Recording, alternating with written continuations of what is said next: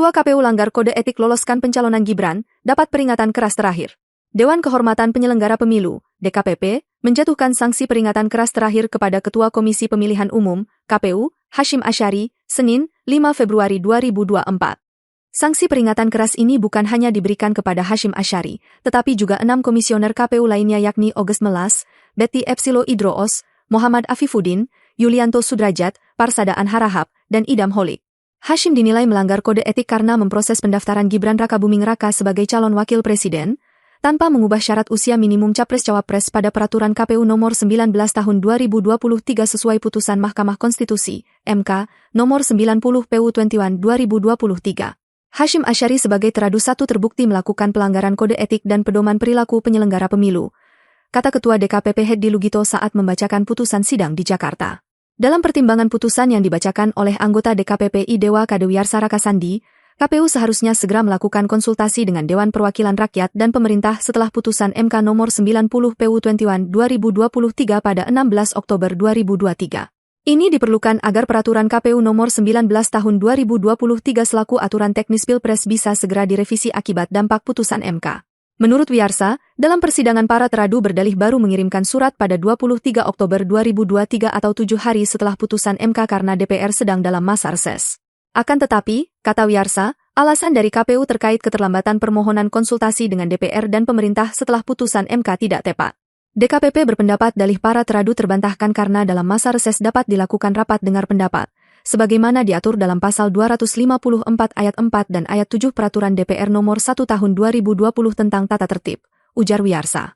Selain itu, kata Wiyarsa, DKPP menyatakan sikap para komisioner KPU yang terlebih dulu menyurati pimpinan partai politik setelah putusan MK tentang syarat batas usia Capres-Cawapres itu terbit ketimbang melakukan konsultasi dengan DPR dan pemerintah juga menyimpang dari peraturan KPU.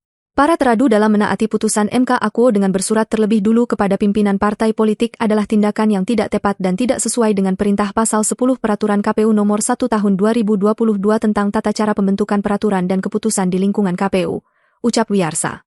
Para teradu seharusnya responsif terhadap kebutuhan pengaturan tahapan pencalonan presiden dan wakil presiden 2024 pasca putusan Mahkamah Konstitusi akuo karena telah terjadi perubahan terhadap syarat Capres-Cawapres untuk tahun 2024, ujar Wiyarsa. Total, ada 4 aduan terhadap semua komisioner KPU RI terkait perkara etik pencalonan Gibran ini. Keempat perkara tersebut diadukan oleh Demas Brian Wicaksono, perkara nomor 135 Pake DKPP 12 2023, Iman Munandar B, perkara nomor 136 Pake DKPP 12 2023, PH Haryanto, perkara nomor 137 Pake DKPP 12 2023, dan Rumondang Damanik, perkara nomor 141 Pake DKPP 12 2023. Pada 25 Oktober 2023, KPU telah menerima berkas pendaftaran pencalonan Gibran. Padahal, berdasarkan Peraturan KPU, PKPU, Nomor 19 Tahun 2023 yang ketika itu belum direvisi, Gibran tidak memenuhi syarat karena belum berusia 40 tahun.